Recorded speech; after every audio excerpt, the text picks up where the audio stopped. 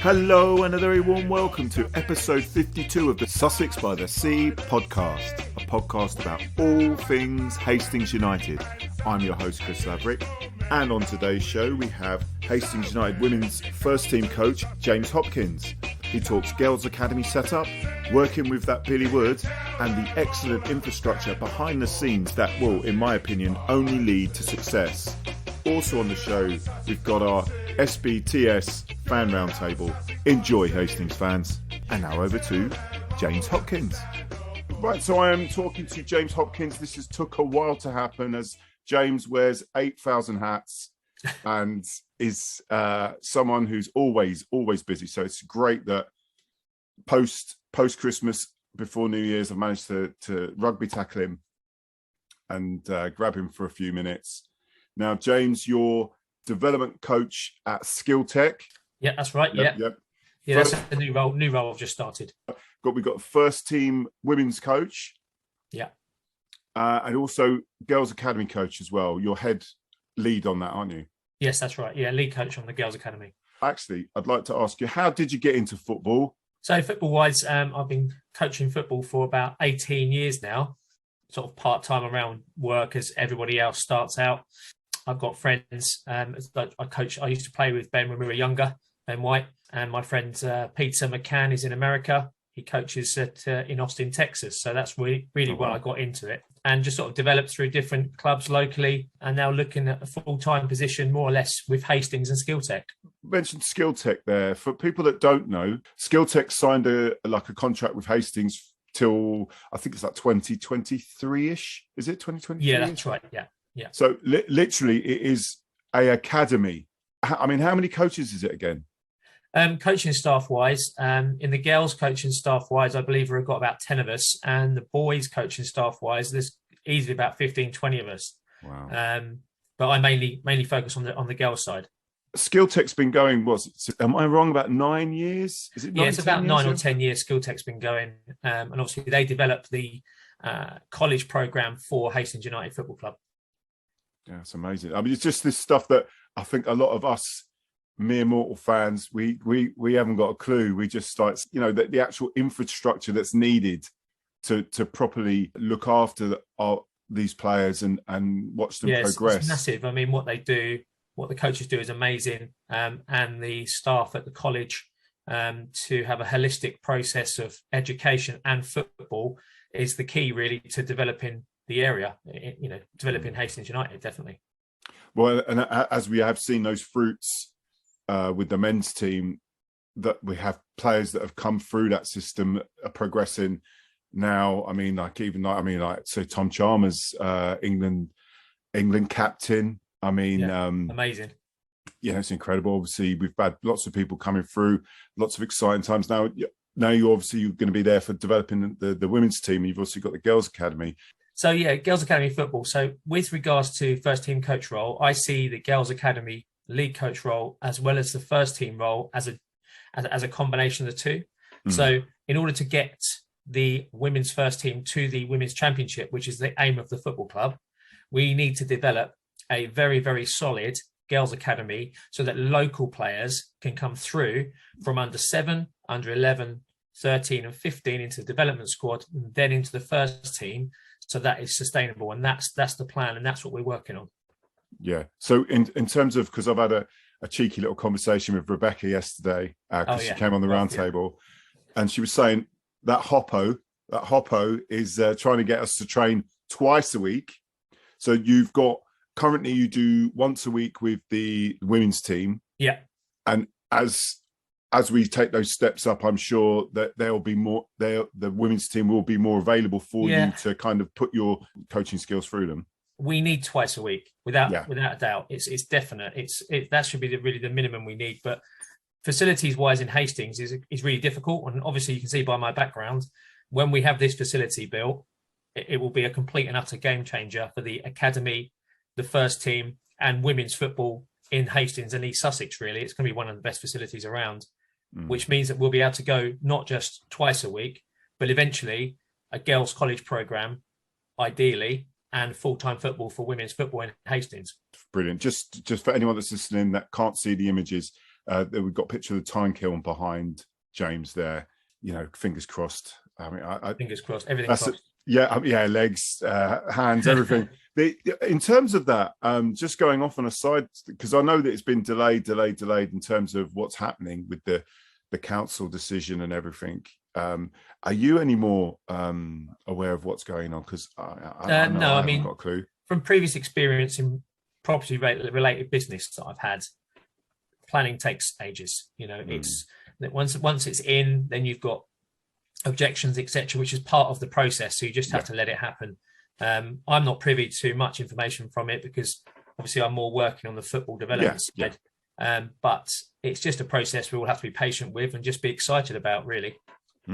There's just so much going on. Loads. That's a positive. Like I was just talking yesterday to Adam Carter, who's going to be doing the match commentary for Home and Away, talking to people like yourself where the infrastructure for women's football, it doesn't exist elsewhere. That's the thing that a lot of people don't understand. People just taking a lot of things for granted. There's tons of things happening at Hastings, and it's an incredible time to be a fan.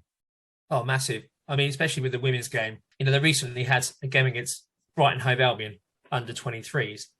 Now the women's team has only been established for a couple of years, and we're getting massively good results just through this sheer professionalism of the way it's being dealt with. And it's the positivity around the academy for the women's section and the girls' academy that's bringing everyone together. We have in excess sometimes of 15 to 20 ball girls from the girls' academy that I arrange every single women's game. And the first team players love it. It brings them another dimension. And it's all about, one club, one family, trying to push Hastings through, really. Yeah. Again, you've got to pinch yourself sometimes. You'll go to other clubs, and even this season where I've been going in the men's team, you'll go and like there's no infrastructure for any women's teams. There's hardly anything for the men's teams. Hardly anyone turns up for some of these games. And you just come here and there's just so much happening, that infrastructure being put in place that will last. That isn't just for the now, it's for the 5, 10, 15 years from now, which is it's a credit to all of you, really. I mean, I know that there's a lot of hard work that goes on in the background, which is what I'm trying to highlight, like that. There's all this stuff going on. It's difficult to highlight everything because things are developing on a rapid basis all the time. I can see in the next sort of 4 to 5 years' time, it's going to be a completely different situation. The men's team are going to be promoted, hopefully a couple of leagues. The women's team are... I'll quote you on that, James, thank you. The women's team are looking to get to the National League within the next 2 years. And it's just everyone keeping the momentum, keeping the faith, and everyone being positive. That's the main thing. If everyone stays positive and looks forward, there's no limit, really. And that's how it works, in my view. Yeah. But anyway, we've kind of gone off. I want to talk about you now. So the setup is Billy Wood is the man that picks the team manager. Yeah. And you're his first team coach, yeah? Yeah, that's correct. So is he a bit of a kind of Ranieri, Tinkerman, sort of, in your ear a lot? Or does he just, like even when the girls are training, is he, or do you just tell him like, Billy, this is my domain now, mate? We work well together at the end of the day because we also, Billy's involved with the academy as well. So he's, as CEO of the football club, he cares about everything that's going on.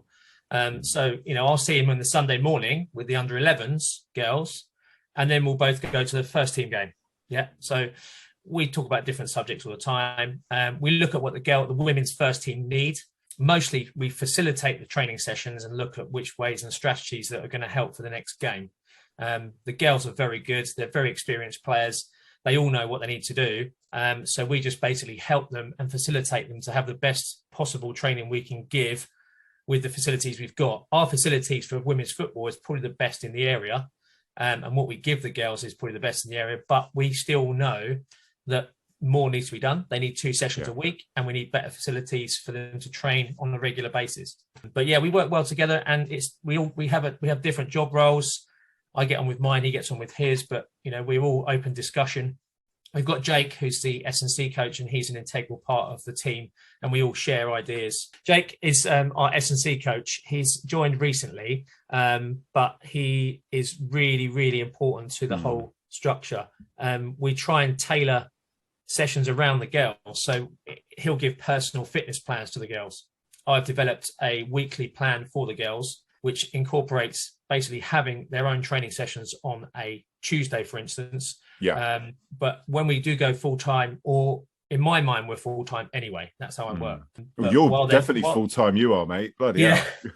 While we're not on the grass, I try and give them other bits and pieces they can do, and Jake does that as well. So we try and keep it like a full time program for them in their heads, basically. Out of interest, so because the facilities aren't fantastic right now, obviously in the summer we would be training where, at the pilot field first? Where would we be doing the training? We trained for quite a while down at Battle, down there. So that, and then once that 3G obviously was unavailable, we're now at the pilot field. So we have to manage the pitch, and we have to be fair. The first team is very fair, men's first team. We use the surrounding of the pitch, but we do whatever we can to get the best out of it. Ideally, we need to have a regular training facility, as I keep going on about behind me. But we do our best on that, really. Yeah, and so winter time. Yeah, where would you mostly be on the pilot field? It's going to be floodlights. Yeah.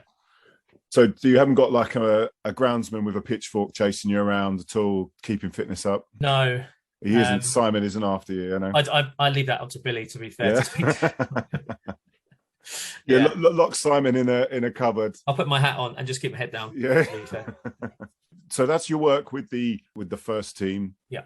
So the Girls Academy, kind of a newish initiative. Yeah. Talk a little bit about it and how any parents can get their children involved.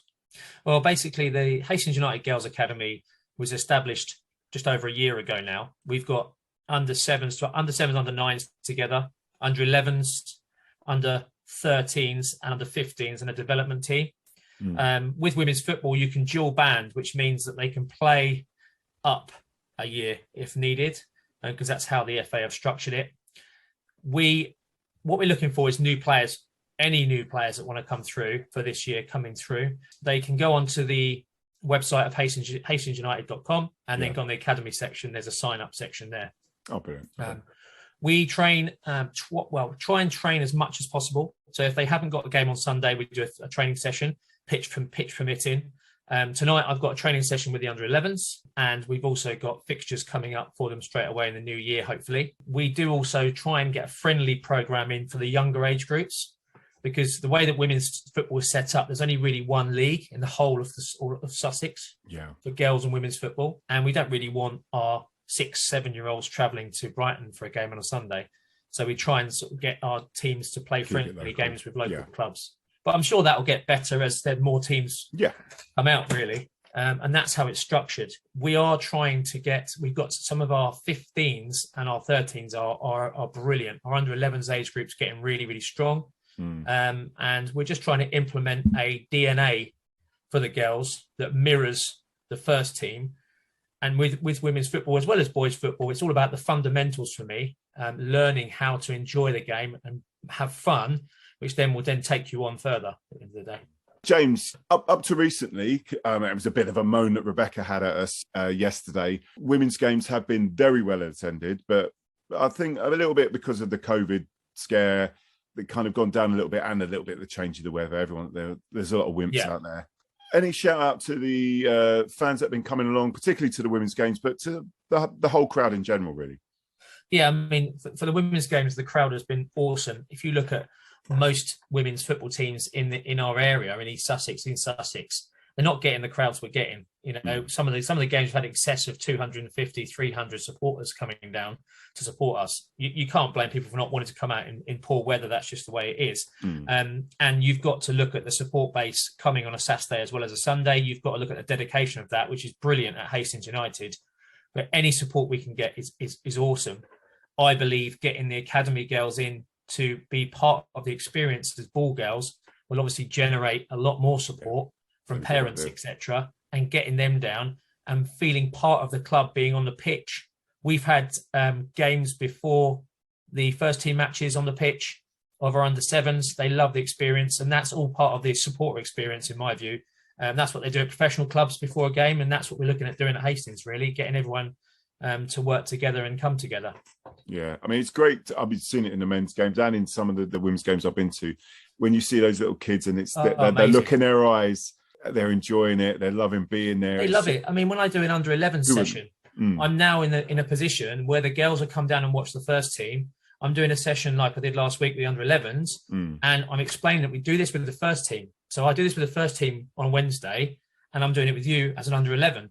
And the engagement is so much more prominent because they know and they relate to Ralph and Sophie and the other girls, and they're excited about it. Yeah, who's your best player? Oh, that one and that one. Now, this is Hastings, and they're looking at the first team as their idols, which is what we're trying to accomplish, really. I mean, and it's incredible because, as you've said, it's only been going, not even 2 years now? Not even, no. Yeah, way less than that. And the progress that's already been made. James, thank you for this little catch-up. Thank you, James. Have a lovely New Year's. And I'll see you at the game. Yeah, I'm going to be there on the 1st. Lovely. 3 points later as well. Take care. Cheers. Thanks, mate. And now over to the Sbts fan roundtable. Thanks to Leon, George, and the returning Andy for making it happen. Hello, Leon. Good evening. Good evening, sir. Good evening. All right. Hopefully we have a George here as well. Yeah, I'm here. Right then, chaps. I'm here. Just so everyone knows, George is here. We have the lovely returning Flat White Andy here. We've got Lounge Lizard Leon. And we've got In the Dark George. He probably doesn't want us to see his ginger outcomes. A great week again. 4 points out of a possible 6. Shall we crack straight into, firstly, how was your New Year's? Everyone have a good one? Yes. Andy, you're just returning from, where did you go again? Lanzarote. Did they serve flat whites out there? Well, they do. I mean, they probably do in the town. But you don't really in Lanzarote. There's not really a concept of a Costa or a Starbucks or any of that old stuff. It's always a straightforward coffee, which is a cafe solo. Yeah, sounds like a rapper. Yeah, I'm sure that I used to like a rapper called Solo. The shit Star Wars character. Ooh, which one? Oh, Cafe Solo. Oh yeah, that's right. I'll give you that. That's a good one. Yeah. I'll be with you when I finish this. Yeah. Hold me lightsaber. Yeah. You do look a bit Darth Maul-like, actually, Andy. Just so throwing it out there. Right. Yeah. Don't go, Andy. Stay, please. I'm not really. Yeah, I'm not really big on Star Wars. Are you not? No. You had a double-ended one. There's a bit of double entendre there as well. Yeah. Double-ended. Well, yeah, it's lightsaber. Nothing. Built for entertainment. Yeah. Red tips. Built for pleasure. Oh yeah. Yeah. Vibrating red tips. And George, your New Year's, you had a good one? It was all right. The DJ was really bad. The DJ was so bad, I'm now actually going to become a DJ. That actually happened. So yeah, that's my news. Your DJ where? So where were you again? Went to a really good pub in Folkestone, and it was a good night. But just the DJ could have just played some songs that were good. That'd have been nice. Apart from that, it was a great night. But yeah, I'm going to be a DJ. That's how bad it was. Oh, okay. So what was your top 3 most annoying songs? What was it? What set you off? They weren't like they were annoying. It was just play some bangers. Like, where's Come On Eileen? It's New Year's Eve. Put on some bangers. Like, it's like, there's like good, you're from the 80s, Chris. So there's like good 80s and bad 80s. Like, there's just boring and drab. Yeah. So David Essex, yeah? Yeah, it's just like standard, like, I don't know, grey 80s. And it was just, why? So was there no oops upside your head then? Oh, come on. Yeah, exactly. No? This is Andy thinking what working class people do for fun. That was an absolute staple of our staff discos when I was a kid in the early 80s. Oh, oops upside your head, mate. Come on. Yeah. When I was mixing with the proletariat. Excellent work. Well, yeah, very good. Right. My one was spent with my lovely wife after some pints in Old Town. We had a lovely time, and then the baby was up about 4 or 5 times in the night. So it was a wonderful, wonderful New Year's. And then the early hours were not so great, but because I've got I several fell- children. Seven. I fell asleep to Jules Holland. Do you still watch Jules Holland? Since I found out it was a work and it isn't at New Year's, I can't watch it. Oh, is it not? You really believe? Oh, that, no, I've Chris? done it to you now. Right, Oh. no, it's filmed months earlier. Well, I shouldn't be surprised, really. No, that's not really. So you're reckoning that Ed Sheeran turns up in the studio on Oh, New Year's Eve? true. Yeah. No, of course not. Yeah, but it's nah. It used to be a staple of mine. I'd always watch it, and then as soon as I found out it was filmed before, it's like, yeah. No, there's nothing I'm else. utterly stunned. I'm utterly stunned for anyone for 1 second believes that was filmed live. Well, some of us are a bit gullible, Andy. All right, mate. In my defence, I'm normally about 6 beers deep by midnight, so I'll believe anything. Yeah, true. Hence why I was falling asleep. Anyway, I've got the news just in on Santa Claus for you if you can handle it. You don't Andy, go do there. this to me. Don't go there, shut mate. up, please. We're big lovers of Crimbo here, mate. So stop it. Anyway, come on, tell us about the game, because I can obviously contribute nothing apart from what I saw on the Twitter feed. Yes, right. So we're going to crack on first of all with Lancing. Now, I think all of us lads were there, other than you, Andy, weren't we? Mm-hmm. Yes. So Georgie, you were there, weren't you? Yeah, so Andy was like the only person in Hastings not at the game. Exactly. I did feel like that when I saw the figures. Just think it could have been 2018. Cracking attendance.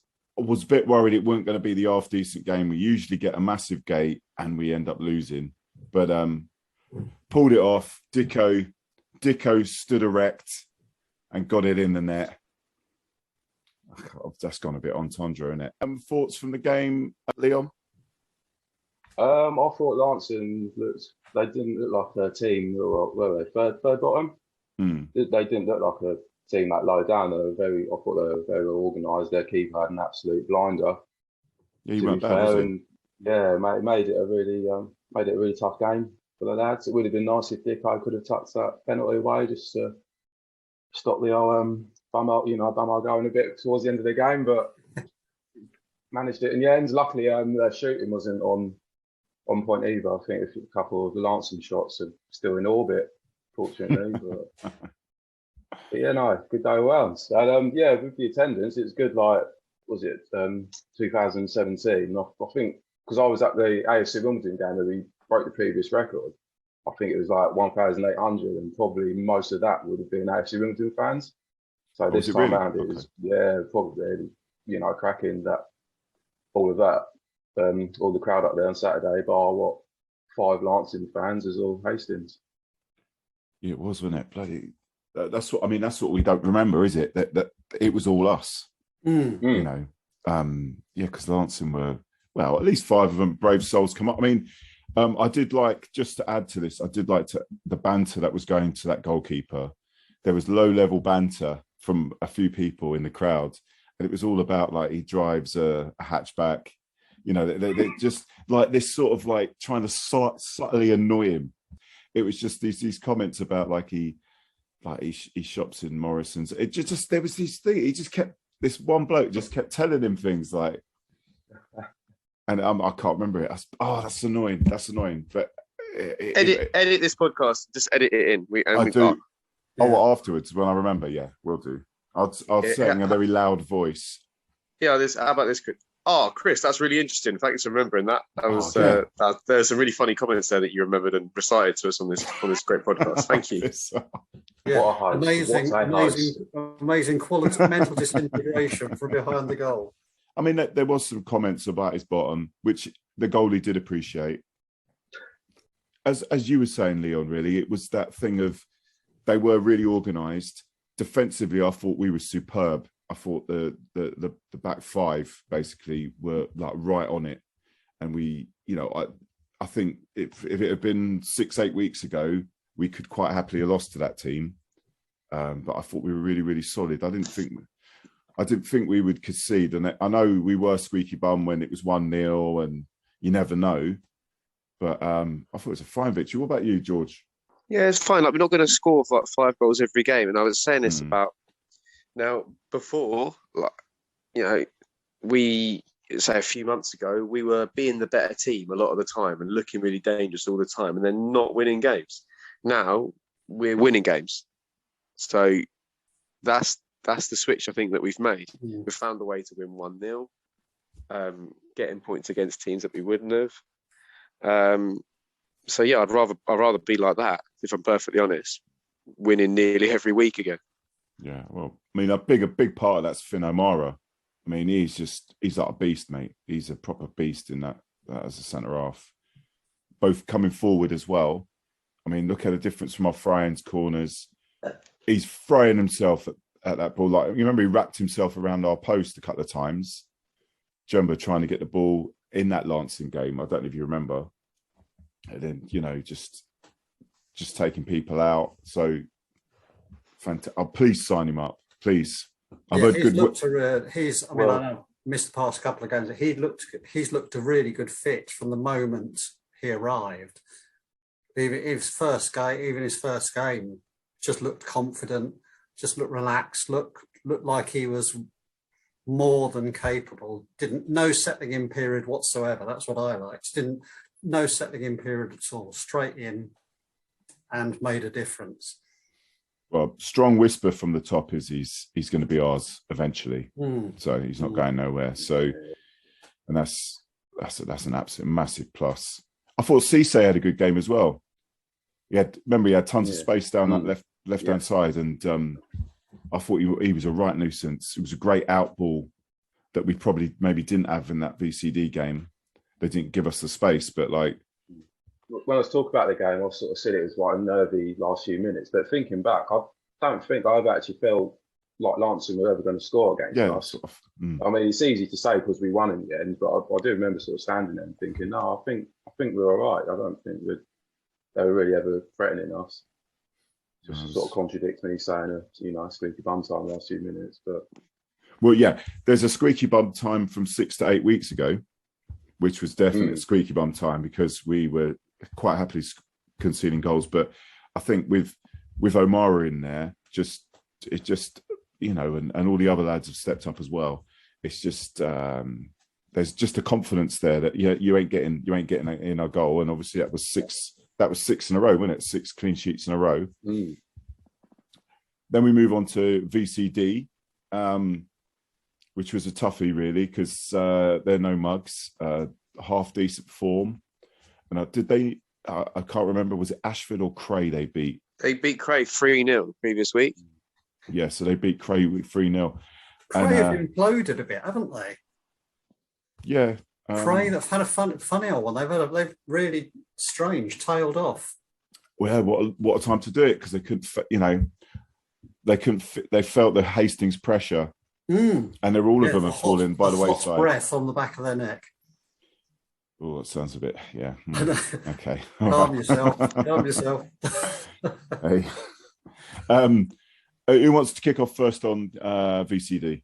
I'll do it. Go on then, George. So, yeah, look, it's a good point. It's a 0.1 away from home. They're in good form. They're a good side. And they got a striker who's bang up for it because he used to play for us, and Yusuf Bamba. Not Gascoigne. Not Bamba Gascoigne, no. And yeah, they played well. We played well. I know the 3 officials were largely asleep for most of the game, but that's not the reason why we didn't win. 2 outstanding saves from our keeper. Oh, brilliant. You've got Jack Dixon being absolute monster in the midfield. Some of those challenges, mate. Fucking hell. Just brilliant. As John Wills would say, tremendous tackle. Yeah, tremendous. But seriously, unbelievably commanding in the middle of the pitch. Sam Adams doesn't stop running. I think he's 5 games off 600 now, something like that. Games at Hastings, so many positives. Goldsmith back on the pitch looking good. It's definitely a point games. So lots to feel happy about. Only a little while. I mean, I don't know if you know Andy, but a little bit of a worry was obviously Chalmers got a knock. Lloyd Dawes missed the game through injury. He reckons he's going to be back next week. Ollie Black was missing, wasn't he? That's COVID. Apparently, he had COVID, according to So what I was going to ask the obvious $64 million question: did not having the dead ball situation from the long throws make a difference? Because we've actually, one thing I've noticed is that we scored not the long throws, but we scored a lot of goals from dead balls, haven't we? Well, we scored 2 goals from open play, didn't we? Yeah. So it was which was great did it change the dynamic on Monday? Well, what they were throwing with their hands is the dynamic change, really. So was someone taking long throws? Not as long as Ollie Black. No, Kane Penn only throws with his hands. Yeah. So Okay. It's yeah, limited there. He's limited. But what I would say is it was really promising, which is good balls in from the wide areas. Obviously Jack's there for the goal.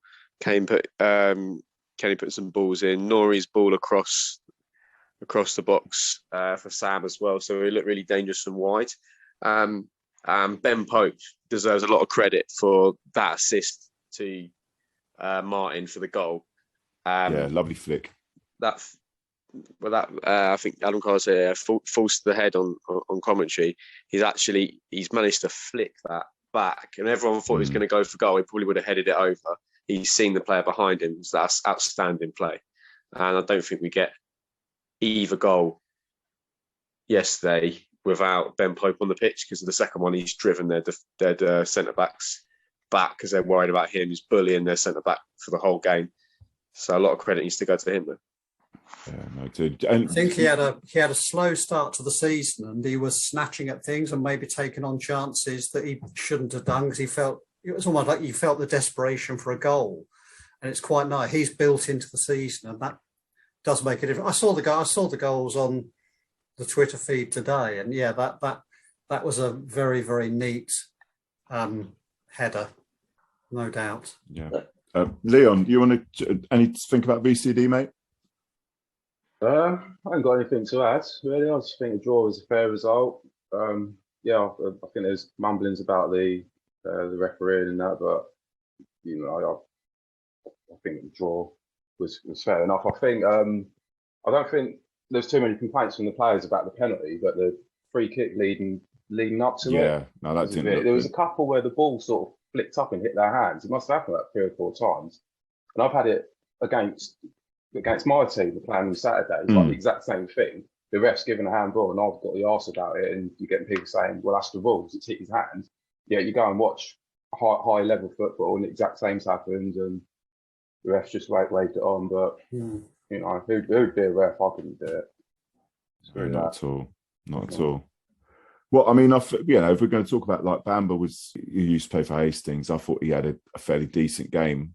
He obviously got the penalty, didn't he? Did he get a penalty? Yeah, he took the penalty. Yeah. I think they were pretty decent. I think, if we hadn't have turned up today, and if Louis hadn't, I mean, there was particularly once. Do you remember that one he tipped around the post?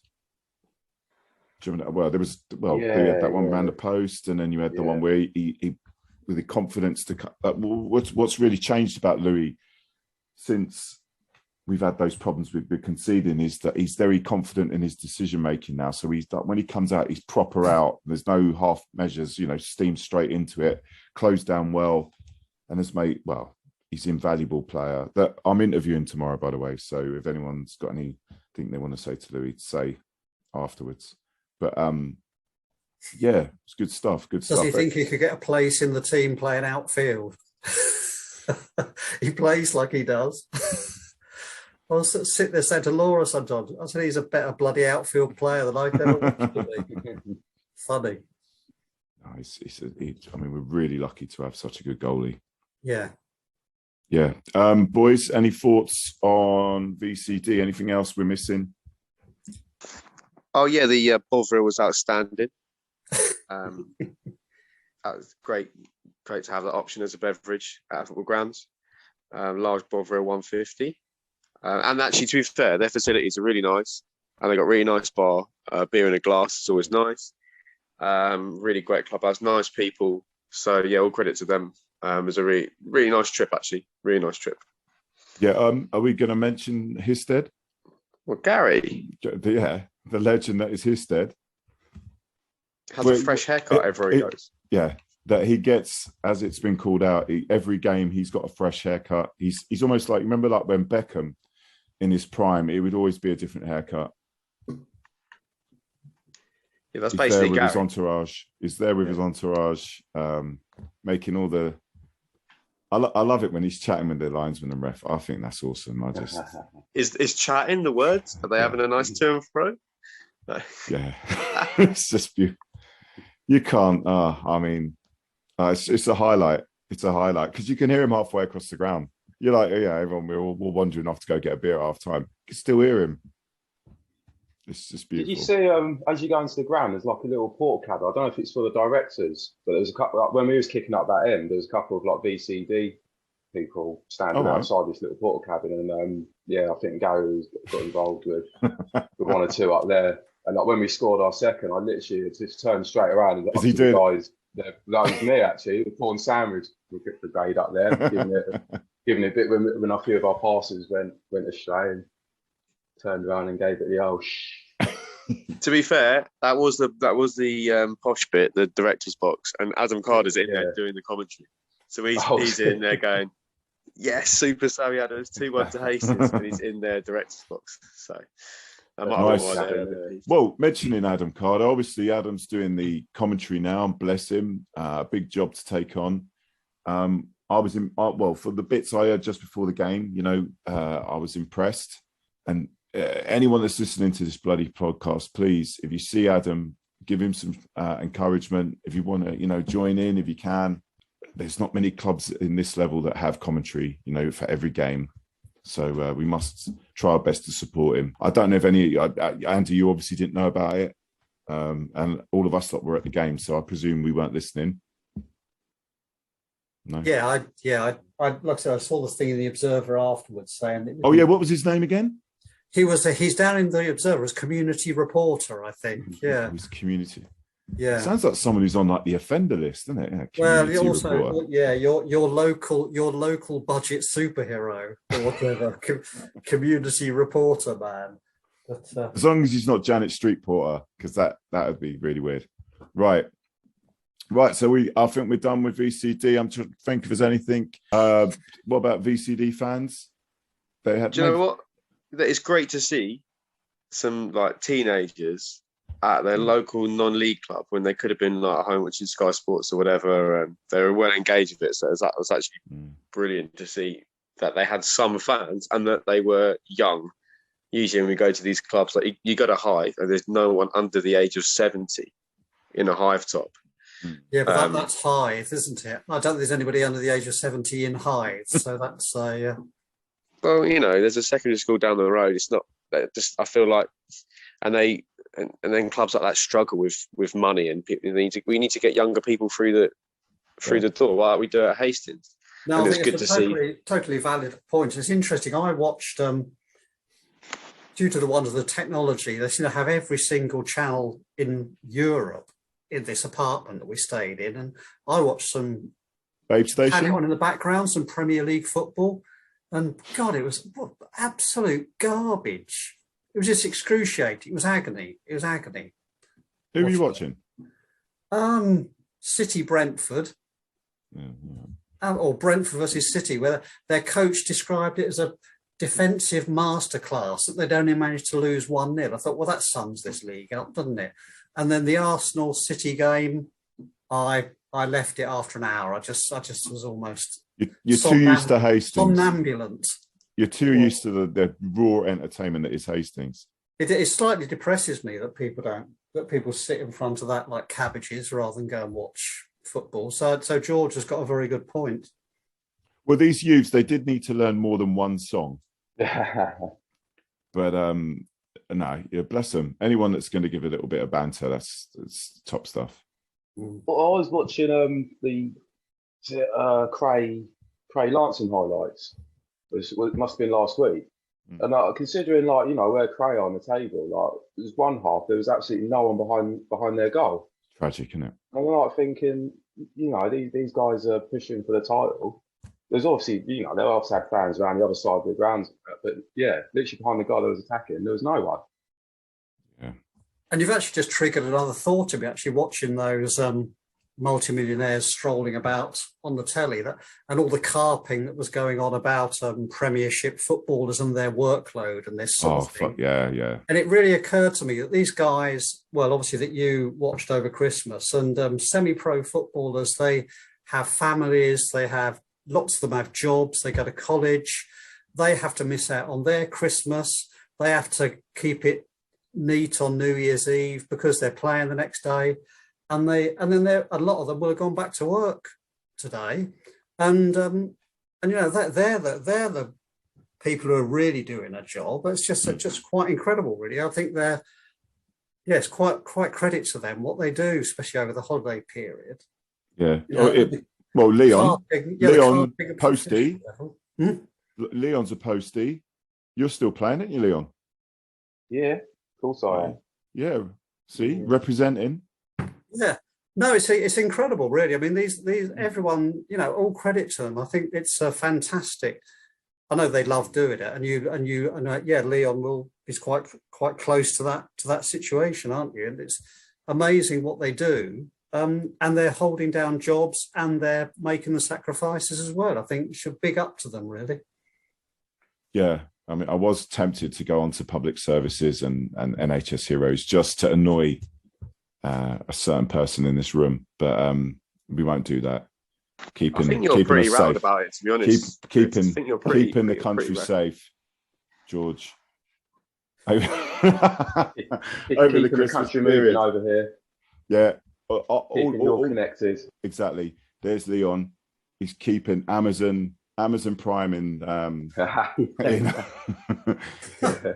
thing that you know. There's my lot all going off sick with nothing wrong with them, and George's lot who get everyone in masks. I'm keeping all the Tory donors testing companies in money with all my antics. Yeah.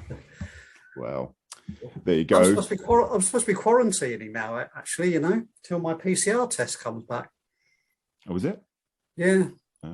So when you go abroad now, you have to do a PCR test, and you're supposed to stay under covers until the result comes back.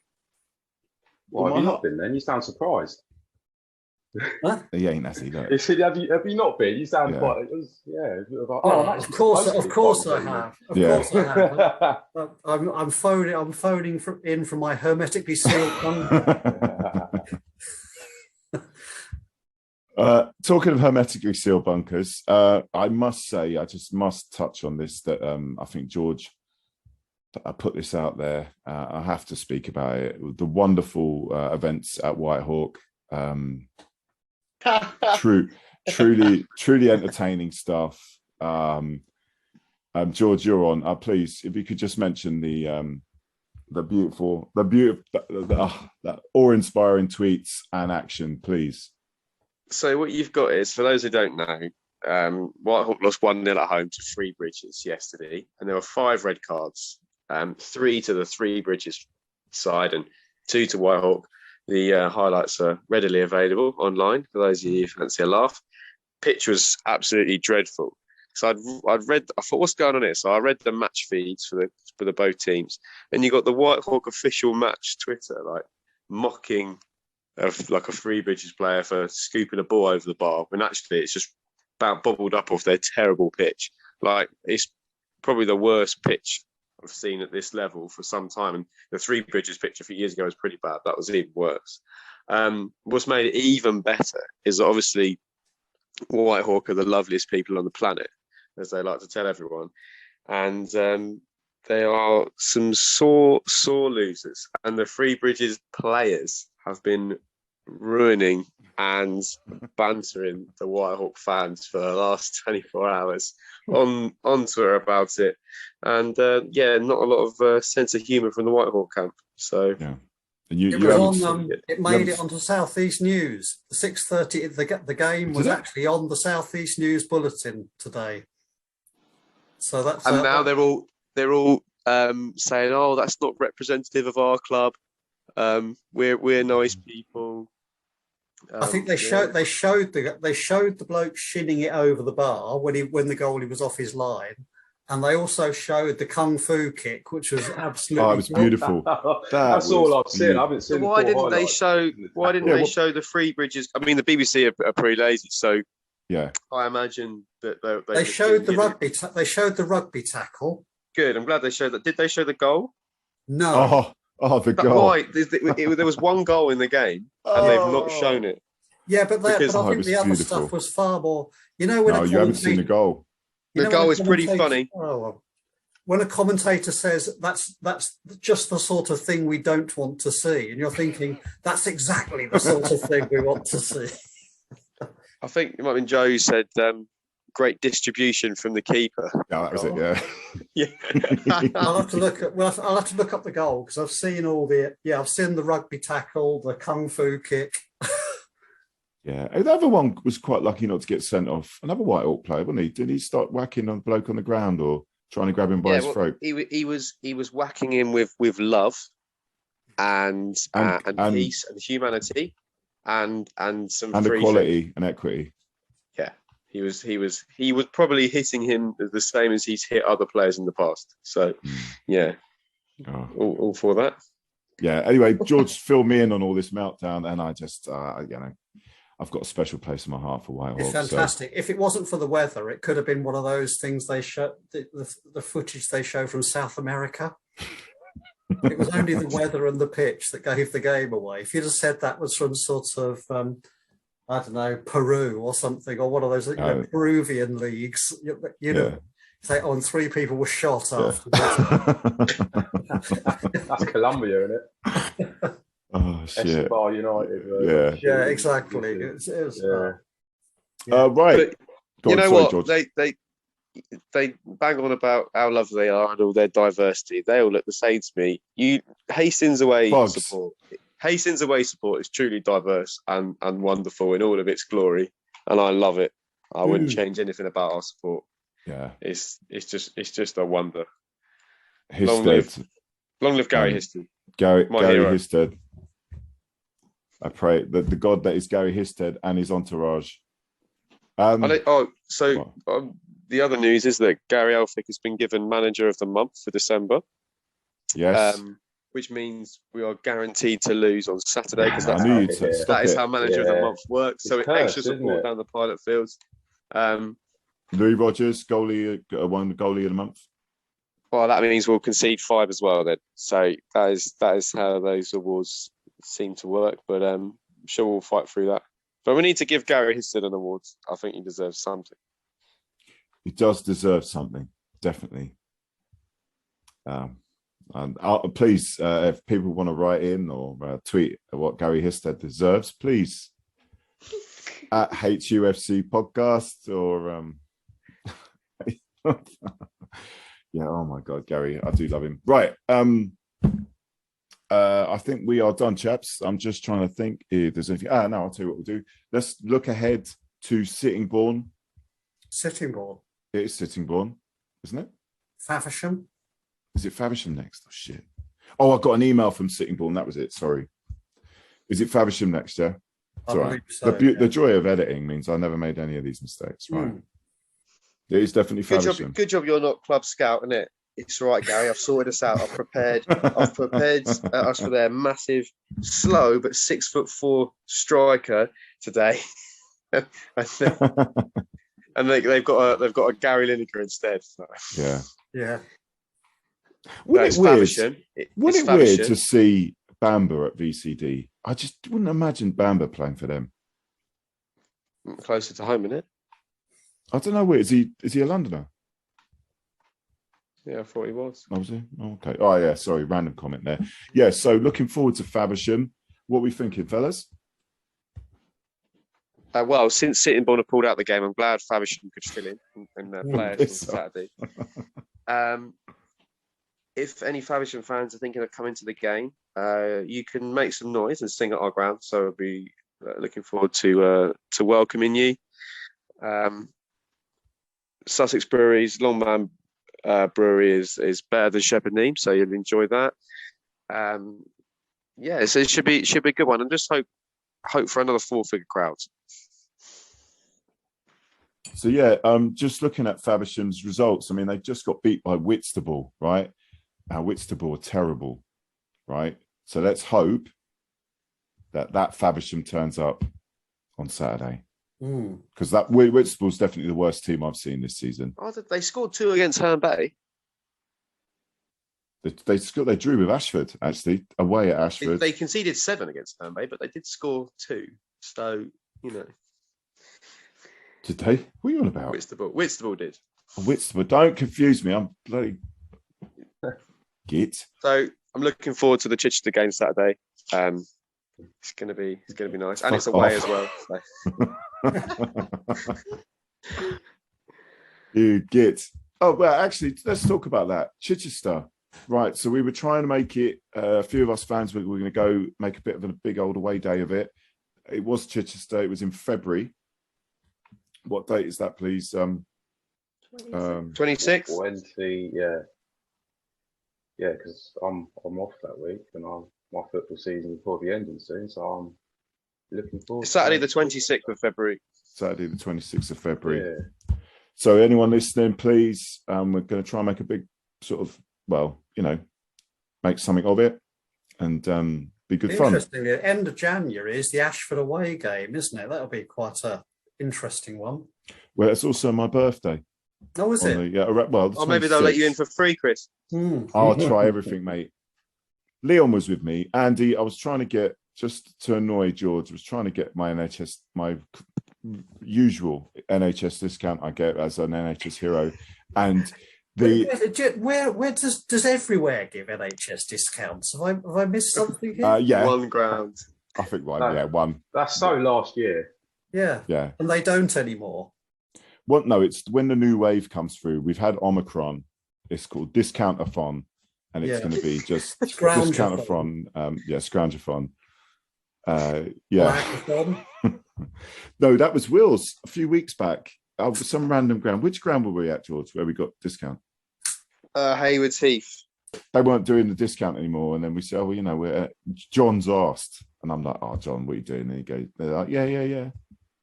And I thought, I think Leon, spite George, I'm doing it. I think Leon could play the postman card. Yeah. Yeah, I should try that more often. Yeah. He'd probably turn up at the wrong ground if he'd been a postman, wouldn't he? So. Or turn up late. That's the other one. Yeah, there's that. Yeah. Or even turn up at all. Or come twice. But that's or just sit in the porch and refuse to go in. Okay. I don't know. I think maybe on that note we need to finish this. Anyway, we'll look forward to Real Madrid on Saturday and leave it at that. Yeah, hopefully Benzema's playing. Chaps, absolute pleasure. And Andy, Leon, George, see you at the game. Yeah, nice to be back. Yeah, see you at the game. Yeah, take care, Leon. See you, boys. Cheers. Bye. That's it for another week, Hastings fans. 4 points from 6. I'll take that. Hastings boss, Gary Elphick, manager of the month. Louis Rogers, goalie of the month. What's not to love at the moment, eh? Come on, you use. As ever, if you want to get in contact with the show, or have any suggestions, or want to get in on our weekly roundtables, that email again is hufcpod@gmail.com, or on the Twitter, which is @HUFC Podcast. You can get this podcast on all major platforms, be it Google Podcasts, Audible, iTunes, Spotify, or Amazon Music. And we have a jam-packed YouTube channel, chock-a-block, full of video interviews and episodes from the podcast. Please, please, please give it a look, a comment, or a like. But definitely subscribe. It's all free. All that's left for me to say is, I've been your host, Chris Laverick. Hope you have a good week, and see you at the game.